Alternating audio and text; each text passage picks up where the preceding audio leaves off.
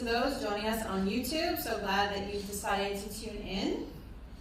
Today's theme is vision.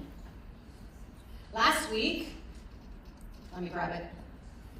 Last week I was at a retreat.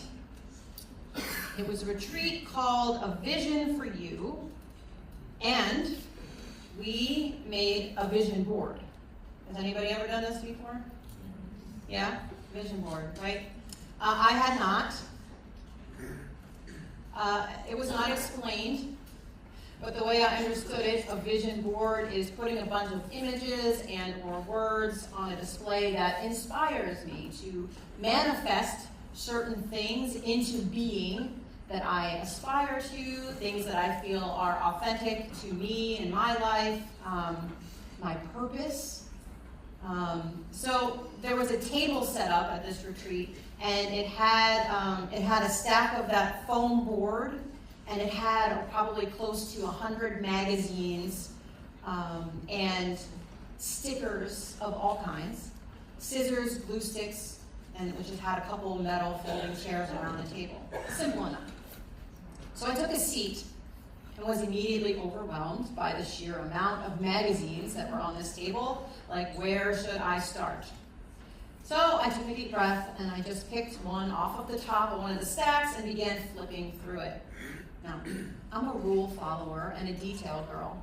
So not having any guidelines given about how to create my vision board was a bit anxiety producing, but I decided to go with the flow, and I began carefully cutting out anything that made me smile, anything that caught my eye, anything that spoke to my values or sense of purpose or desires for my life now, and anything that I aspire to in the future.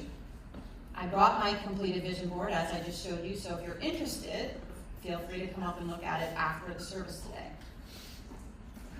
So, this got me thinking about vision and how it relates to recovery. So let's begin with our physical vision. I have glasses to correct my vision, trifocals, for close-up, far away, and mid-range vision. All different levels of correction for each distance and in each eye. Science and technology are a beautiful thing. To correct my vision, I relied on something outside of myself, in this case an optometrist and her team, who know more about the eye, corrective lenses, eye health, and general vision than I do. And by doing this, I have had my out-of-focus vision corrected, and now I can see clearly. It has made all the difference in the quality of my life and how well I can physically see.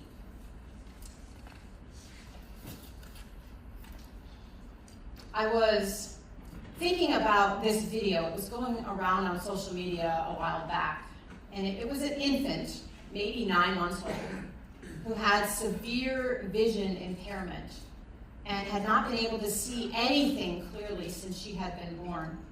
And the video showed her interacting with her parents as she normally would, using her other senses, touch and hearing, but there was no visual connection.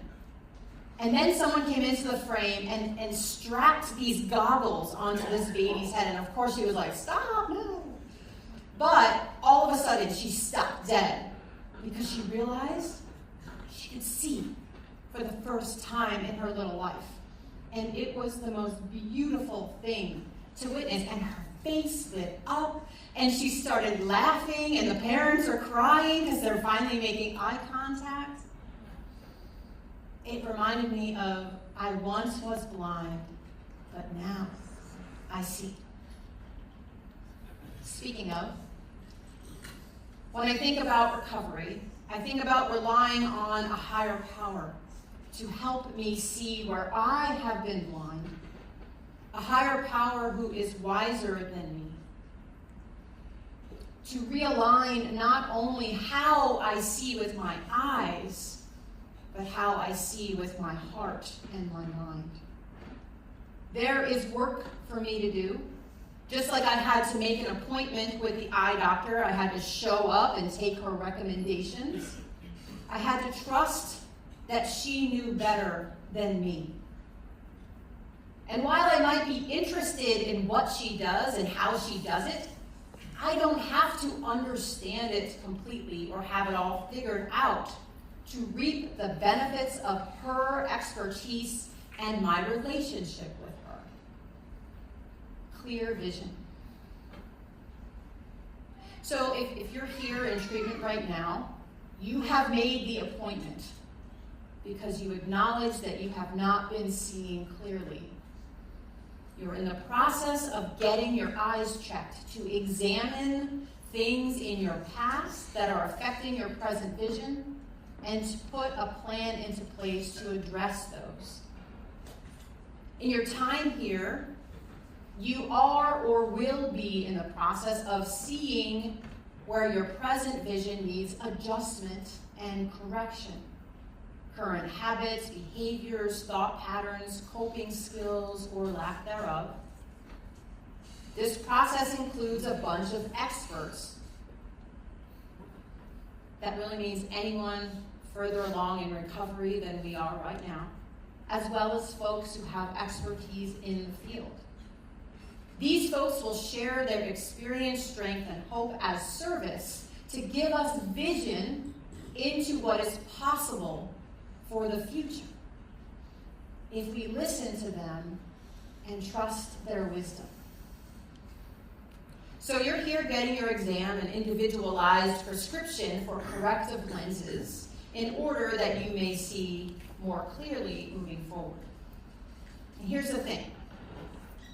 We have to wear the glasses in order for them to be effective. We can have the strongest prescription in the world, but if those glasses are sitting in a drawer at home, they're not doing me any good. They aren't assisting me to see clearly. They can't. Putting them on is my responsibility. I have to wear them in all of my waking hours for them to be effective. I'm also responsible for keeping them clean.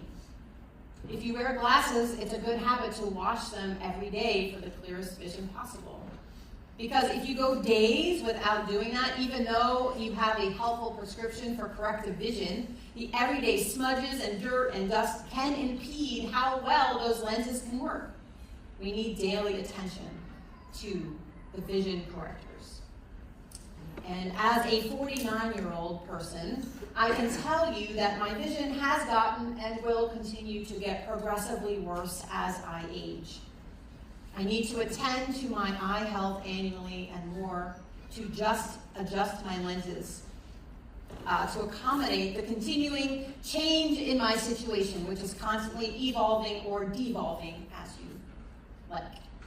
So, in recovery, we need the daily attention to program. It might be an outreach call, a meeting, literature, writing, service, therapy, a combination of these or something else. Not using our substance needs to come first. And this is something to be proud of and to celebrate. It's the first hurdle. It's the absolute first step for our life to be course corrected. And let's be honest, abstinence alone does not necessarily equal recovery. Recovery is a journey that encompasses our physical abstinence, yes, as well as our mental, emotional, social, and spiritual well-being. These are all interconnected, and what affects one affects all. It's a complex process. And it's not easy, but it's worth it. I'm worth it, and you're worth it. So here's where the metaphor breaks down a bit. Unfortunately, recovery is not as easy as getting a 20-minute exam and getting a prescription for some corrective lenses so you can see and act with clarity. There is no cookie-cutter approach, let's be clear about that, and there are certain things that have been learned by folks who have a lot of individual and collective wisdom and experience in recovery. People on your unit, staff, alumni. Listen to them. Trust them. Do what they tell you. adopt the vision of a life free from substance use and the destruction that goes along with that. It is not easy. I am not standing up here telling you that it is. I would not do that. It's not easy, but it is possible. That's the vision, right? It is possible, especially if we rely on our higher power's vision for us and our life. And that takes conscious contact, connection, and relationship. Deepening that relationship with our higher power. Just like any other relationship, it takes work. But what freedom and assurance we can experience when we are in that sweet spot. Beyond physical vision, in many faith traditions, the eye is considered a spiritual organ, one of sacred perception. Maybe you've heard eyes are the windows to the soul. Here is Eugene Peterson's take on it. Your eyes are windows into your body. If you open your eyes wide in wonder and belief, your body fills up with light. If you live squinty-eyed in greed and distrust, your body is a musty cellar. If you pull the blinds on your windows, what a dark life you will have. In the same vein, the Caron states, it is not the eyes that are blind, but blind are the hearts. This presents sight not merely as a sense, but as a critical faculty for faith, whose proper use leads to guidance and misuse leads to spiritual blindness. These aren't talking about physical vision, but spiritual fitness, using the eyes of our hearts and minds.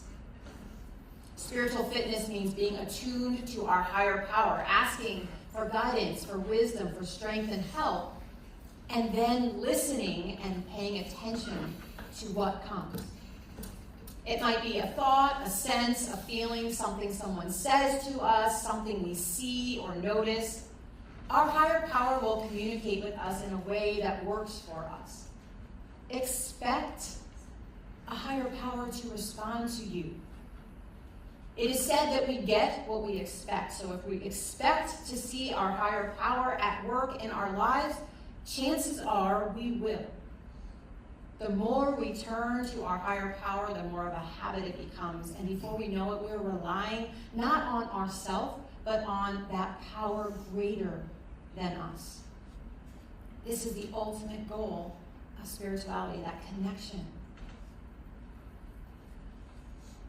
That deepening of relationship, the guidance in our daily life to do the next right thing. And we aren't going to do it perfectly. Progress, not perfection, right? Right? Right. Are you awake still? I'm almost done. Our higher power understands that we weren't created perfect.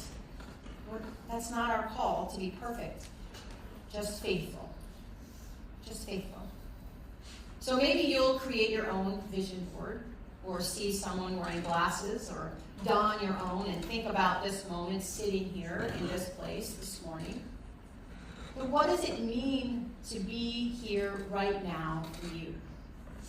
What is coming up for you as we talk about vision and recovery this morning?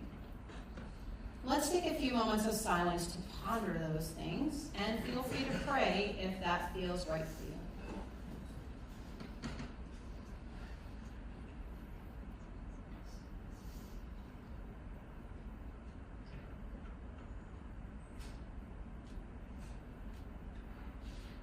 Amen.